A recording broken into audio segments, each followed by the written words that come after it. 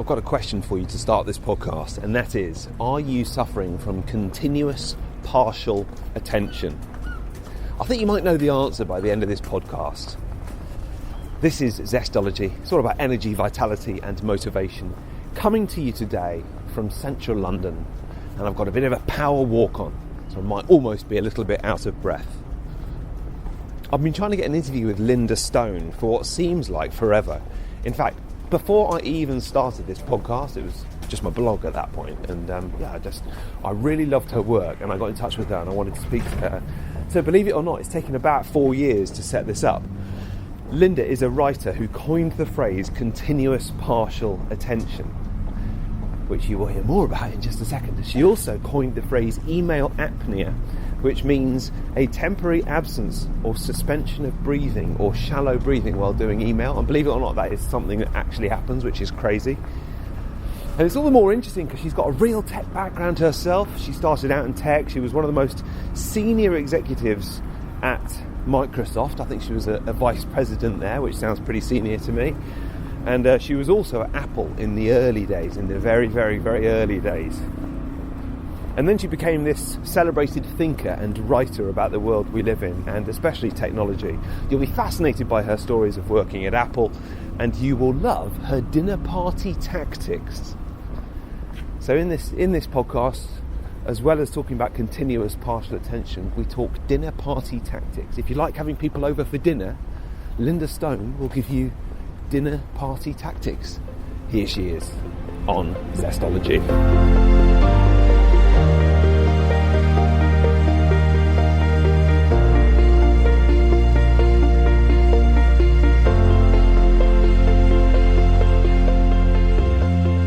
I first came across your phrase continuous partial attention many years ago, and I've been using it ever since because I think it sums up so perfectly a state I get in quite a lot. And this interview's come at a very good time for me today because I think I've been in it most of the day. Even though I've been kind of working hard, but I feel a bit frazzled. So perhaps you could explain the phrase and your thinking behind it. Thank you. So continuous partial attention is all about using our attention partially, continuously. So we are continuously shifting our attention from one thing to another, thinking that we're always keeping the highest priority item top of mind, thinking that our brain is capable of handling all of these things simultaneously, when what we're doing is rapidly and serially shifting from one thing to another. And I came up with this when people in the 90s were talking about multitasking. And all I could think was, boy, this is not my mother's multitasking. I mean, my mother's multitasking was she would be working on making a salad for dinner, and I would be telling her about my school day or showing her my homework, or she would be on the phone and at the same time preparing food or tying my shoe, something like that. So one of the things she was doing required cognition, and the other thing was a more automatic task. And what we started to do with the as all these devices came into our lives, what we started to do was we started to think that we could do more than one activity that required cognition at the same time. So we would talk on the phone and write an email. Do you know what that feels like when you're on the other end of that? I think I've been doing it all day. Is that really with me? Did they hear what I just said? What's happening here? So we would talk on the phone and do an email. We would text while we drove, not thinking about those couple seconds that we were missing seeing the road and all of the input that comes at us when we're driving, and how involved an activity that actually is cognitively for us. So we started to do things that required our full attention, that required a lot of cognition, But we started to do multiple things that required a lot of cognition, thinking that our brains could handle all of that. And what happened is we experienced more and more and more stress. At the same time as all of this, and something I didn't realize until years later, one of the things that happened after I coined that phrase was that people would ask me, how do we get our attention back? So I began to really dig into how we might get our attention back. And one of the things that I also realized years later was that attention and breathing are very, very connected. And so one of the things that we also do with technology is we begin to breath hold or shallow breathe, and the stress of continuous partial attention and not breathing fully causes us to really go into this chronic state of fight or flight.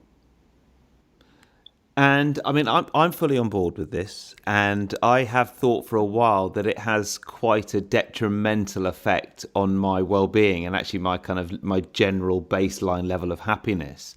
But is there any proof that when we're dividing our attention, when we're multitasking, we are more stressed and less, creative or focused or productive? In my own experience, I've done what I call dining room table science because I don't have a lab. So I wire up friends when they come over. If they want to have dinner, they got to play, right? So I'll use a heart rate variability ear clip, or I'll check their pulse, or I'll look at some biometric while they're doing email or doing multiple things at one time, and you can actually see an increase in heart rate. You can see the stress in their heart rate variability score. And there are also many, many, many researchers. One of my favorites is Dr. Eric Pieper at UCSF in San Francisco, has done some great research on the effects. Gloria Mark, who's at UC Santa Barbara, has also, or maybe Irvine, has also done some research in this area. There are a number of researchers who've been looking at this over the years. When I first started to look at it in the mid-1990s, it was a hunch. And over the last couple of decades, more and more people have been looking at what's actually happening and how compromised we become. And we experience it from, you were just saying you experienced it all day. So there's also evidence in the way you feel. Yeah. And actually, on a heart rate note, you might be interested to know that I was lucky enough to go to Thailand for a month in January this year. And I wear one of these Oura rings at night, which measures your heart rate and your heart rate variability. And it took about 2 weeks, my heart rate was significantly lower, almost 10 beats a minute lower overnight than it is now, which is amazing. So was it your time in Thailand, or was it that you were tracking it with the Oura ring? What do you think was contributing to the reduction in stress? I think it was doing less and probably doing one thing at a time as well. I think, especially my work does involve multitasking. I'm a TV presenter. I've got an earpiece, so I'm constantly listening to 3 or 4 people talking, even if I don't want to. It was really disappointing because I came home and I was hoping that the heart rate would stay low, and after about a week it just started to climb again. But I'm sure there's something in there, and the email apnea that you were talking about as well, that holding the breath. This generation, though, the generation coming into adulthood now, and people who are kids now, they don't really know any other way. Well, it's interesting. I know some kids who do live in a state of stress all the time, but I know other kids. I was with one yesterday, and she works very hard when she's working and she's using technology.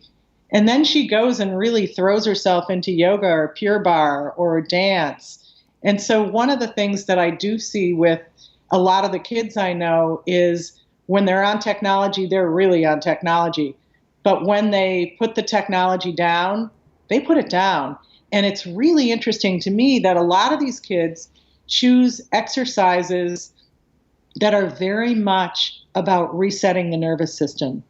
So what our generation, I'm going to assume we're in a similar generation here, what our generation tends to do is run or do something that, again, stresses the nervous system. We feel a letdown at the end. But what I see the kids doing is yoga helps reset the nervous system, or dance really helps reset the nervous system and brings rhythm back to the body, because one of the things that happens when we're on technology, when we go into fight or flight, that's cumulative and more chronic, is that we lose our sense of rhythm. And so that so many people are beginning to shift towards exercises that bring back a sense of the body's natural rhythms and that help reset the autonomic nervous system. These are good things. Yeah, definitely. That is very true. I think there's also an awareness that kind of mindful exercise can be really good for. It doesn't have to be super intense. It can be more mindful and do you just as much benefit, if not more. So, I mean, I've been working on this theory, and as you say, it's probably a bit of a kitchen table theory. But I just wonder, anecdotally, I noticed that there are increased levels of low-level anxiety amongst a lot of the people that I know, more than there used to be. And with kids. And with kids as well. That's really sad. Mm-hmm. So is it this overstimulation that is leading us into an almost chronic, very low-level anxiety that is hard to get rid of? I don't think we have proof that that is the cause, but I do think that that's a very worthy hunch. And I think that that's something that's well worth studying. And one of the ways to potentially study that is for those who are experiencing anxiety, instead of taking a pill for the anxiety, what about spending an hour or two in nature taking a walk? There's been some wonderful, wonderful research. Mark Berman at the University of Chicago is one of the researchers in this area, looking at the effect of walking in nature, even versus walking in a city, and how much that helps calm down the nervous system, but also increase cognitive capability. Well, this is one of the reasons I've come to you, Linda. I need solutions. So that sounds a good one. One of the new areas that I'm looking at, and I haven't posted on it yet, so I'll talk about it here first, is how our relationship with our body and the way we look at our body is shifting in the digital age. And I'm coming to believe that we almost have what I would call a two-body problem in a different way than academics used to refer to when they had a trailing spouse or two people needed a job. My my way of looking at this two-body problem is that we have what I would call an actuarial body, and that's a term borrowed from a medical historian named Barbara Duden. And the actuarial body is the measured body, the biometric body, the quantified body. That's the body that so many people are now paying full attention to with their Apple Watches and their Fitbits and the way that they track everything. But we have this other body that we're losing, and that's the body that I would call the sensory body. That's the felt, lived body that feels truly alive when we're outside and moving and feeling the feet on the ground, and when we're dancing and feeling the music in the present moment and how our body moves in that present moment way. And so we have this conflict between these two truths. The one truth that we have this measured body, and the other truth that we have this sensory body, and we're not bringing the bodies together. In fact, we're moving them further and further apart. And this measured body that is getting all of our attention today is really the body that gives us data that can serve as an early warning system for disease. But it's not a body that's about being alive. And the other body, the sensory body, is the body that's about being alive. So back to your question about how do we get our attention back? Well, you started by talking about your trip to Thailand. And I'm guessing that even now, if I asked you about things you saw, you would remember the color. If I asked you about things that you tasted, you could describe meals. If I asked you what it felt to walk down a street, you would recall all of the sensory experiences, from the smells to the people to the color to the different places along the street. And if I asked you about your day today, I'm not sure that you could even remember what you had for breakfast or lunch, because you shifted from that experience of being in your sensory body on your trip. Even though you had an Oura ring that was measuring things, you were still mostly in that sensory body, to being back in your world where your focus is all about how much you're getting done. And as you focus on how much you're getting done, you lose a lot of who and what you are. We all do. It's what's happening in our lifestyle today. Does this make sense? It does, but is that a focusing on what you're getting done, or is it technology? I think that it's a combination. And excuse me a minute. No problem. The reason I think that it's a combination is because when we ushered in the machine age, post World War II, we were so excited about how amazing machines are that we began to measure our own productivity in the same way that we measured the productivity of machines. If machines could do more and more and more, faster and faster and faster, could I do more and more and more, faster and faster and faster? Could a factory of 100 people do more and more and more, faster and faster and faster, working with machines, as machines? We began to look at the quantity of our output over the quality. And we began to look at how we could be like these things that we thought were so amazing.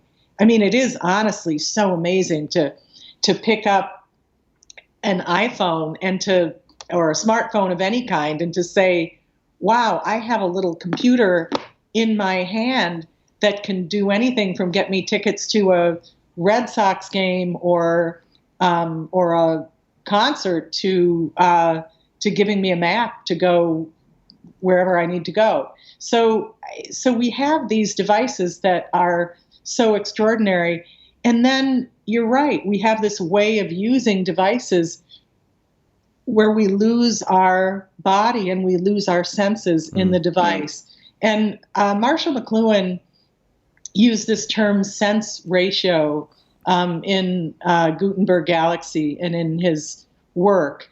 And when he talked about sense ratios, he talked about how when we were out on farms, we really had to use all of our senses to understand and experience what was happening on the farm. We used our ability to hear, to see. We recruited our sense of smell to understand and to interpret our world. And as we moved away from farms and more into a print world, Gutenberg Galaxy, a print world, it was more about what we could see and less about what we could hear or smell, etc. And I think as we move onto these devices, we lose even more of our senses. We are, in fact, in some way, our bodies are sucked into these devices as we forget to breathe, as we forget to feel our feet on the floor, as we begin to measure ourselves by how many emails or how many tasks in the emails we're able to accomplish in a day. And so one of the things that I'd like to advocate for is coming to our senses in every way, literally, figuratively, how can we come to our senses? That is very well put, and that's really, for me, that is the real issue. I've been working on something very important today on my laptop, and I've really just been sitting in one place for about 7 hours. And what I kind of wanted to do the work, and yet I feel like all my other senses have been switched off. It's just been vision and a lot of kind of internal dialogue going on. The point is that I know this stuff, and yet I still find it really hard to switch off. And I remind myself, and I try and switch off for a couple of hours every day, try and switch off all technology, or all connectivity anyway. Do you still find it hard as well? You seem very present. I work on it. It's a minute by minute opportunity to be present. And trust me, I mean, I'm in the middle of moving across country from Seattle to Boston right now. So I spend sometimes hours going through papers, documents, working on the various things related to the move. And what I had to learn really first by reading about it and now by experiencing it is when I take a break, when I go outside and take a walk, or when I get up and move around, or when I get on the floor and do floor exercises, or when I put on music and dance it out, which I do, that I think better. Yeah. Everything goes better. And I think most of us think that if we just tie ourselves to the chair and stay focused as a kind of punishment almost until we get it done, that we're somehow doing ourselves a favor. And I'm not so sure that's true. That's a very good point. The amount of perspective that comes from not working and certainly sleeping as well. I was watching this documentary about Jackie Robinson, the first African-American baseball player in the major leagues in the 40s and 50s. And there was a scene in the documentary which depicted families right across America sitting round the wireless set after dinner and listening to the baseball on the radio. And that's really what people did. They had dinner and they might have listened to a bit of the radio and then they went to bed. And it just sounded really nice. and I wondered whether there's going to be a movement towards that kind of getting away from technology, simplifying, minimalism when it comes to technology. Do you think there is? Yeah. I think there are already signs of evidence in support of that. Recently, I was invited to blurb a book from the founders of a company called Getaway, which, as I started to dig into what the company was about, they build these little 200 square foot or smaller cabins on the edges of national parks and in rural areas. And people go for a night or a weekend. They lock their phone up. The basics are in this cabin. It's designed with a big window to give you nature almost right in the room with you. And then you go out and walk the trails and spend time out of doors. And so there are interesting little companies that are beginning to look at how they can support our need to come back in touch with Earth and what that does for us.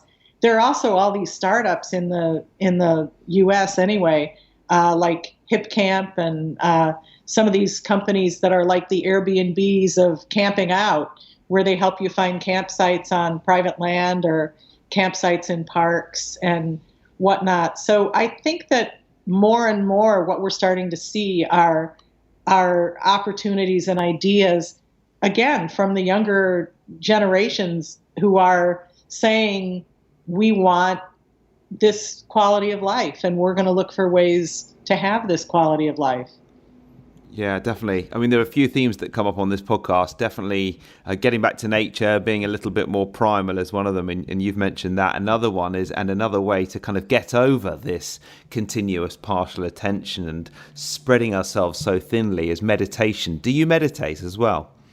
I do meditate, but I also find that for me, movement like Qigong or Tai Chi or ballroom dancing, or I do an exercise called gyrotonic, that all of these activities that involve moving the body and that have rhythmic movements or that involve music and moving to music is an incredible way of feeling that sense of presence in your body.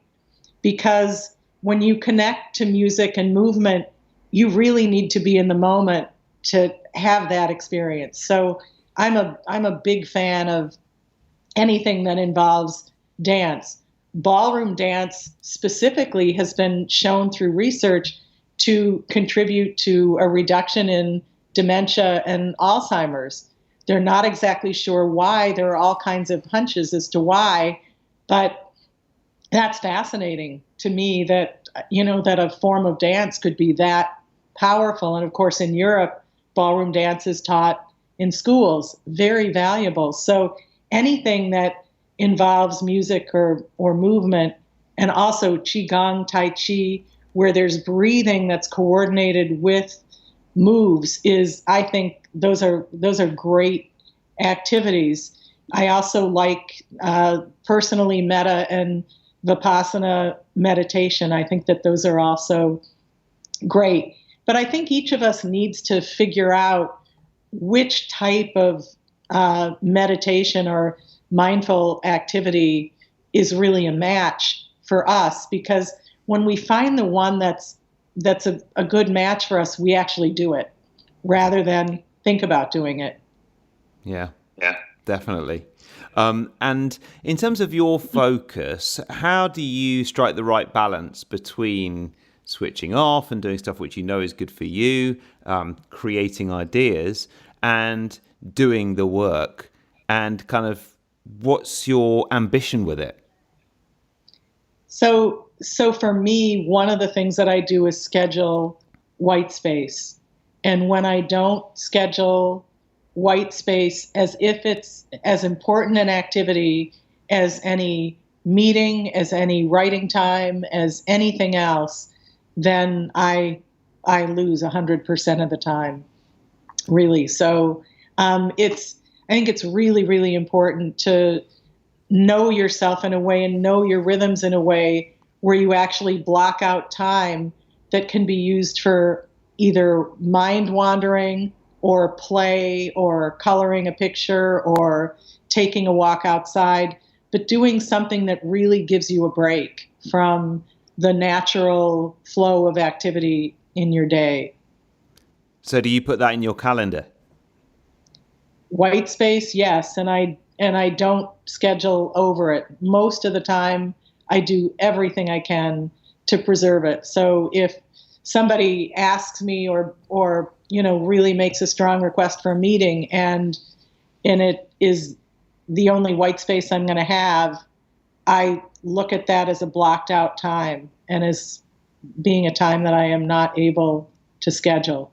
And would that be, I'm really interested in the specifics of it. I love the theory of it, and I guess everyone has to find their own balance. But would that be for you? Would it be once a day? Would it be once a week? How long would it be? It's absolutely once a day. But I need to point out that this is a stark contrast to when I worked at Apple and when I worked at Microsoft. I will never forget what my schedule was like at both of those places. But, in one case, my schedule was so packed that when people couldn't get on my calendar, they scheduled to come meet me when I was having a haircut. And I would have a meeting while I was having a haircut or while I was in some other activity managing my daily life. Someone would just come along in order to talk and solve some issue that they were working on solving. In that case, when I was at Apple, the specific memory that I'm having, I was one of the few people that early on knew how to make a multimedia CD-ROM. And there were so many people that wanted to know how to do that. And they would have lined up outside my door if they knew where I lived. And so it was very hard to to manage to get time off. And I was married at the time. My ex-husband and I would go mountain biking on the weekends. We would spend as much time outside as we could. But boy, if my assistant had access to my calendar, or in some cases, if I did and someone was persistent enough, I would say, okay, my haircut is, on Geary at this time in this place. And absolutely. And, it's not a thing that I would do today. And I look at that and I think, oh my God. But again, I wanted to make sure that I was making the most of my time. And sometimes making the most of your time, and it was a lesson that I had to learn, doesn't mean that you're booking every single minute.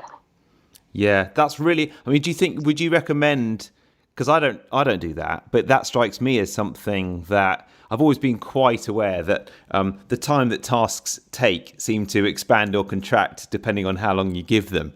So if I say, all right, I'm going to do emails for an hour, then miraculously they'll be done after an hour. And if it just kind of drifts on, it might take all morning. Would that be something that perhaps I could try doing every day? I mean, I guess it would involve more tinkering around with my calendar. So that's technology.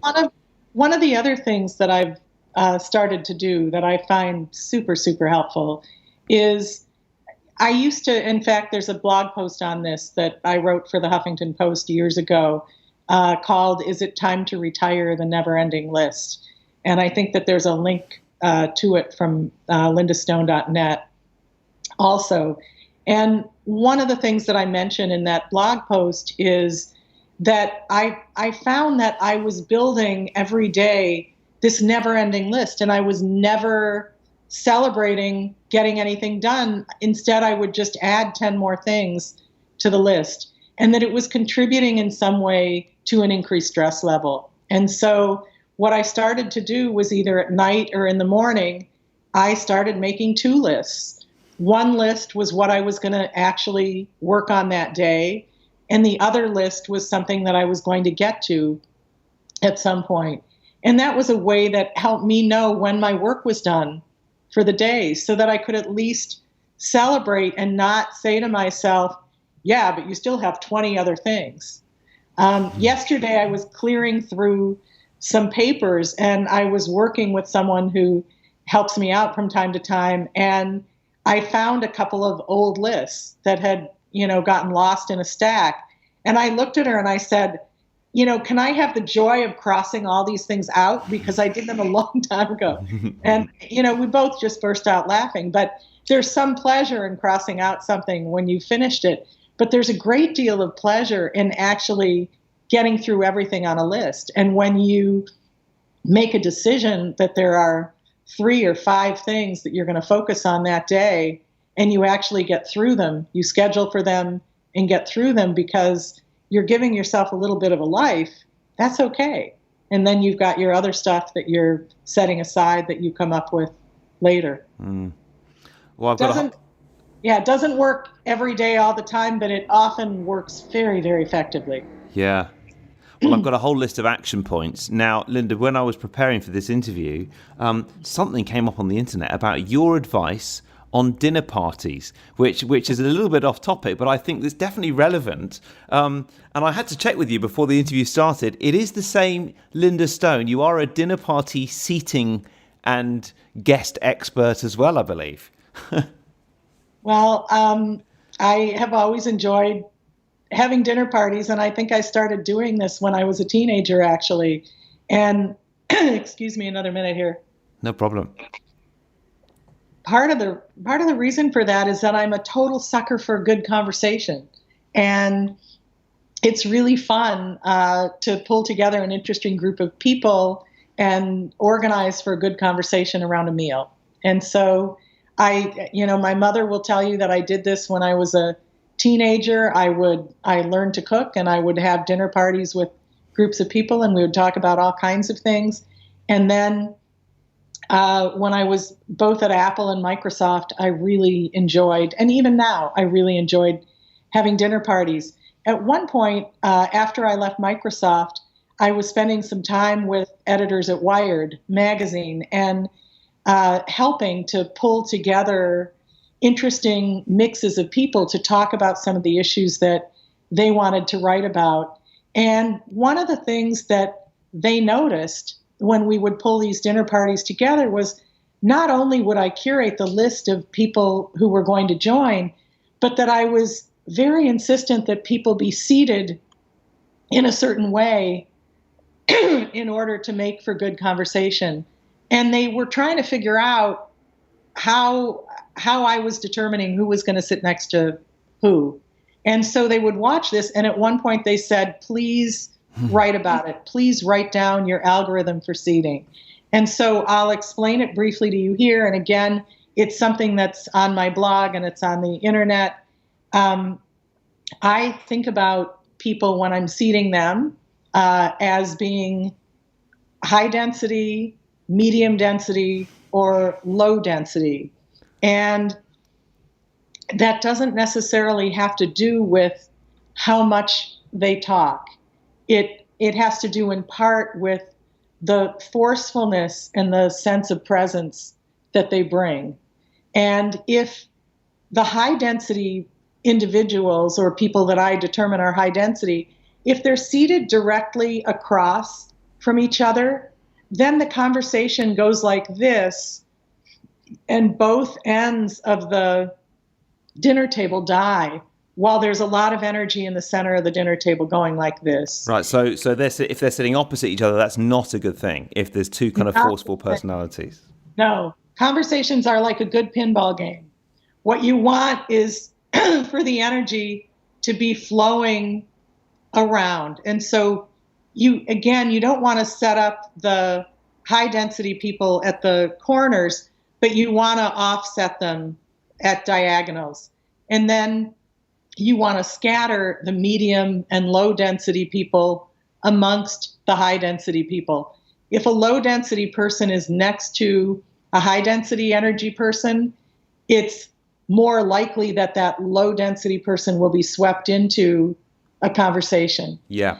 The other thing that happens is if you put high density and medium density or high density and high density people next to each other, there's such a temptation for them to talk to the person next to them and not to engage with the whole table.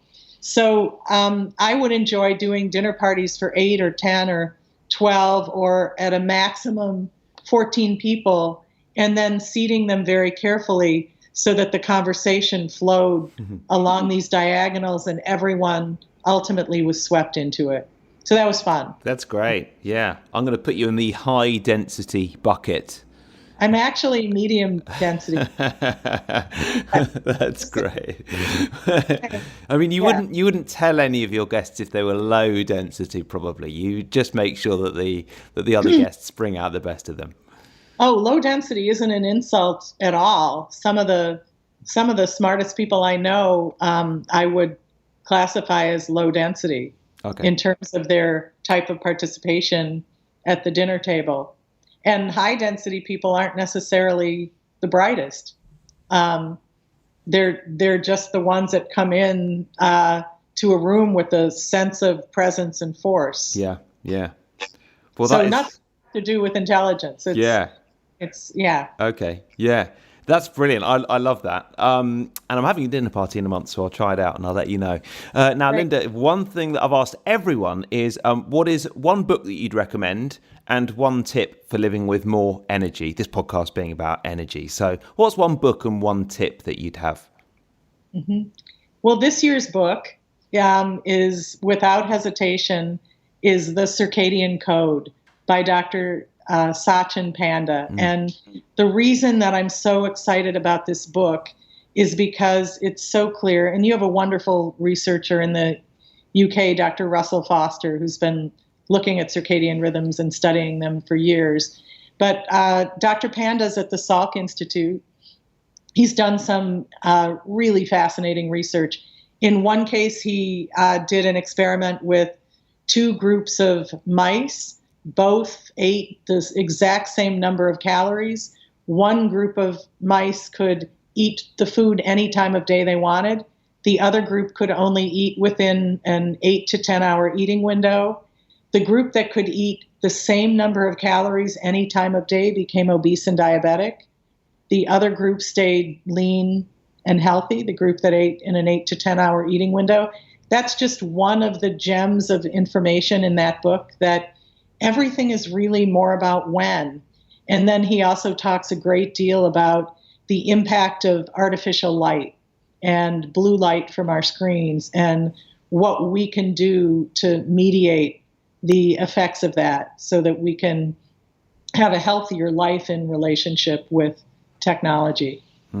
He has actually been a guest on this podcast, and I've read part of the book and certainly started implementing some of his recommendations. Well, intermittent fasting I've been doing for a while, but also got an excellent low blue light. There's a site called lowbluelights.com, and they measure all the blue light emissions of their bulbs, and it's lovely. I've got these lights in the bedroom in the evening. It feels like there's a kind of, just a few candles in there. It really is nice. So I'm fully on board with him. I think he's excellent. What about one tip then for living with more energy?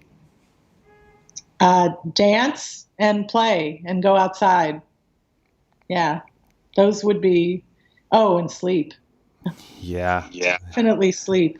But I really think that one of the best forms of exercise for being present and in the moment and regaining the sense of rhythm that technology can often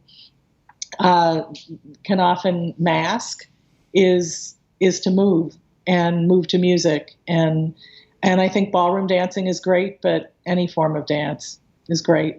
So, yeah, that's definitely one of the tips. Linda, thank you for your presence today. I do appreciate it. Thank you so much for having me. It's really been a pleasure. It's been great. Where can people find out more about you? lindastone.net is my website. I haven't posted lately. I'm in the middle of a move, but I've been very hard at work on new material, particularly looking at this actuarial and sensory body and how we can come together and bring ourselves back to our senses.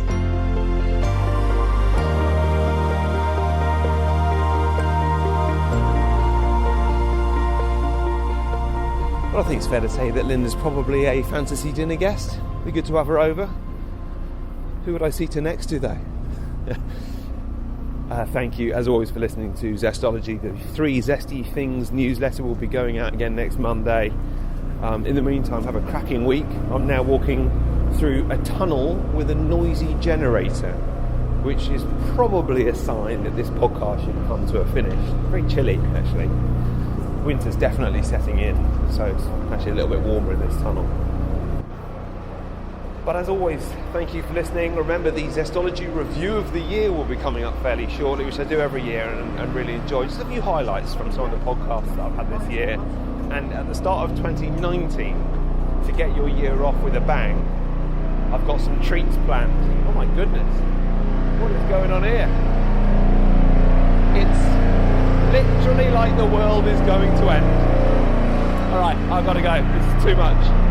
Thanks for listening to Zestology. It's not very natural sounds, is it? Thanks for listening to Zestology. Oh dear. Well, that's what happens if you record your intros out and about, isn't it? You don't know what you're going to get. And actually, I like it a lot more because of that. Thanks for listening to Zestology, and I will see you next time.